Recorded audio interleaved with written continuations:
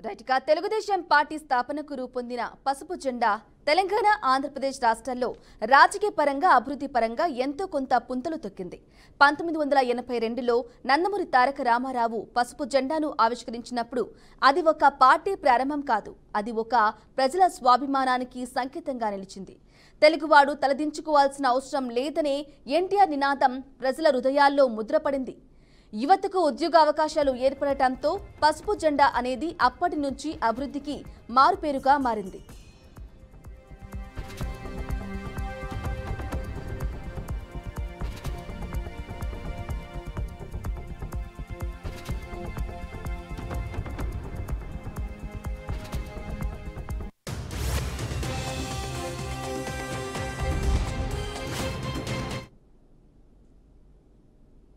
ఇక ప్రతి ఏడాది ఎన్టీఆర్ జన్మదినం సందర్భంగా మే 27, 28, 29 తేదీల్లో అన్ని వర్గాలను ఆహ్వానించి నిర్వహించే విశాల వేదిక మహానాడు. కార్యకర్తలు 3 రోజులు జరుపుకునే అతిపెద్ద పసుపు పండగ. ప్రజాస్వామ్య విలువల సంకల్పం. ఆనాటి పాలకుల ఏకపక్ష అధికారానికి అహంకారానికి ప్రత్యామ్నాయంగా ఈ జెండా ఒక కొత్త దారి చూపింది. ఆత్మగౌరవం అనే మాట ప్రజలకు ఆయుధమైంది. పసుపు రంగు టీడీపీకి ప్రత్యేక గుర్తుగా నిలిచింది. పల్లెల్లో పేదల గుండెల్లో వెలుగులు నింపింది. నిరుపేదల ఆకలి గాయాలను చికిత్స అందించింది.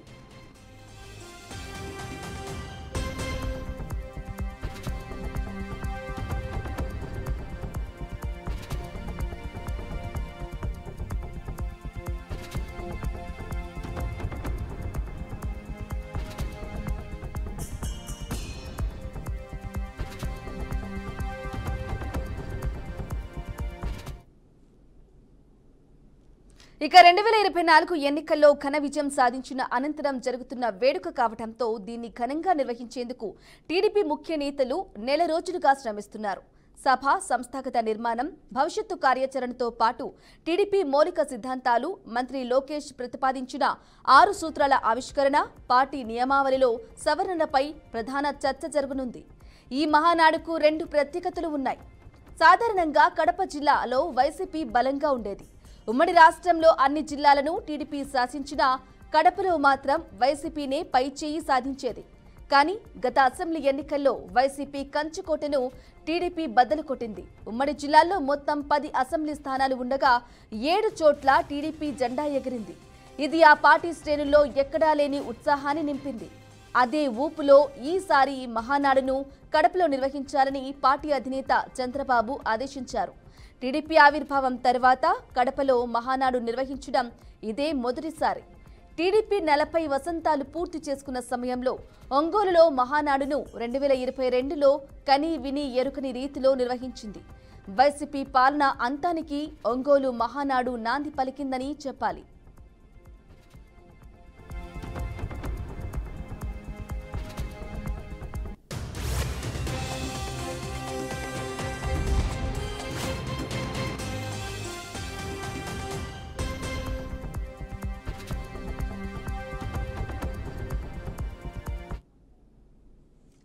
నేటి నుంచి వరుసగా 3 రోజులు కడప గడపలో తొలిసారిగా నిర్వహించనున్న మహానాడును తెలుగుదేశం పార్టీ అత్యంత ప్రతిష్టాత్మకంగా నిర్వహించబోతుంది. కడపలో తొలిసారిగా నిర్వహిస్తున్న మహానాడు చరిత్రలో గుర్తుండిపోతుంది. రాయలసీమను దశాబ్దాల తరబడి పట్టి పీడిస్తున్న ఫ్యాక్షన్ భూతాన్ని సమూలంగా అంతం చేసిన చరిత్ర టీడీపీదే. రాయలసీమను అభివృద్ధి బాట పట్టించేందుకు సాగునీటి ప్రాజెక్టుల నిర్మాణం, తాగునీటి సౌకర్యాల కల్పన, వ్యవసాయ అభివృద్ధి, పరిశ్రమల స్థాపన, మౌలిక సదుపాయాలు, ఉపాధి, ఉద్యోగాల కల్పనకు అవసరమైన కార్యాచరణ రూపొందించింది గత తెలుగుదేశం ప్రభుత్వం.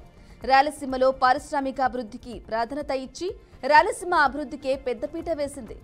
ఆర్థిక ఇబ్బందులతో సతమతమవుతూ కూడా రాయలసీమలో పారిశ్రామిక అభివృద్ధికి చంద్రబాబు నాయుడు విశేష కృషి చేశారు.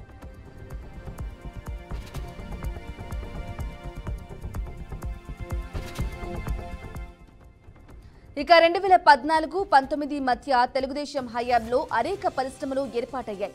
నాడు వలసలకు నిలయం అయిన అనంతపురం జిల్లా నాడు కొలువులకు నిలయంగా మారింది. నిత్యం కరువు జిల్లాగా పేరొందిన జిల్లా కార్ల కిల్లాగా మారింది. నాడు కరువు జిల్లాగా అనంతపురంలో కియా వంటి కార్ల పరిశ్రమ 11 నెలల్లో ఉత్పత్తి ప్రారంభించడం చంద్రబాబు పట్టుదలే కారణం. కియా కార్ల కంపెనీ ఏర్పాటుతో ఏపీ బ్రాండ్ మారుమోగుతోంది. వ్యవసాయ భూములకు డ్రిప్ ఇరిగేషన్, స్ప్రింక్లర్ ఇరిగేషన్ ద్వారా సాగునీటి సదుపాయం కల్పించి రాయలసీమను హార్టికల్చర్ హబ్గా మార్చి కరువు ప్రాంతమైన రాయలసీమను ఉద్యాన కేంద్రంగా మార్చేందుకు ప్రయత్నం చేసింది తెలుగుదేశం ప్రభుత్వం. అంతేగాక నదుల అనుసంధానంతో రాయలసీమకు సాగునీరు అందించి రత్నాల సీమగా మార్చడానికి ప్రయత్నం చేసింది. కరువు కాటకాలతో మగ్గిపోయే రాయలసీమను కరువు రహిత సీమగా మార్చేందుకు గోదావరి, కృష్ణా జలాల అనుసంధానం ద్వారా శ్రీశైలం బ్యాక్ వాటర్ను రాయలసీమ ప్రాంతానికి మళ్లించి ఆ ప్రాంతంలో కరువును రూపుమాపాలని సాగునీటి ప్రాజెక్టులు చేపట్టి యుద్ధ ప్రాతిపదికన పూర్తి చేయాలని అధికారులను, కాంట్రాక్టర్లను పరుగులు పెట్టించారు చంద్రబాబు.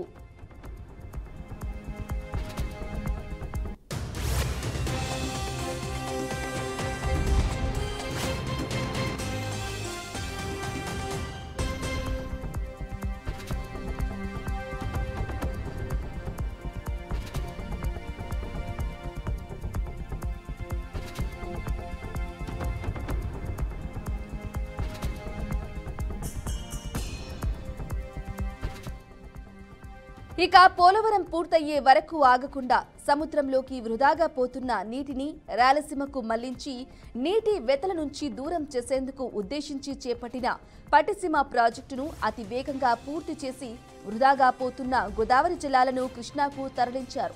డెల్టాకి వచ్చే నీటిని శ్రీశైలంలో నిలిపి పోతిరెడ్డిపాడు ద్వారా రాయలసీమకు 451 టీఎంసీల నీటిని తరలించి రాయలసీమలో కరువు ప్రాంతాలను ఆదుకున్నది గత ప్రభుత్వం. రాయలసీమ ప్రాంతం పరిశ్రమల స్థాపనకు అనువైన ప్రాంతంగా గుర్తించి పరిశ్రమల ఏర్పాటుపై కూటమి ప్రభుత్వం ప్రత్యేక దృష్టి పెట్టింది. కొత్త పారిశ్రామీకరణ విధానం ద్వారా రాయలసీమలో పరిశ్రమలు విస్తృతంగా నెలకొల్పి లక్షలాది మంది యువతకు ఉపాధి కల్పించడమే లక్ష్యంగా గత ప్రభుత్వం పనిచేస్తోంది. రాయలసీమ ప్రాంతంలో సౌర విద్యుత్ అనుకున్న అవకాశాలను సద్వినియోగం చేసుకునే వైపు నిర్దిష్టమైన చర్యలు చేపట్టింది. 3 రోజుల పాటు నిర్వహించనున్న ఈ మహానాడులో కార్యకర్తలకు పెద్దపీట వేయడంతో పాటు పలు చరిత్రాత్మక నిర్ణయాలకు వేదికగా నిలవనుంది.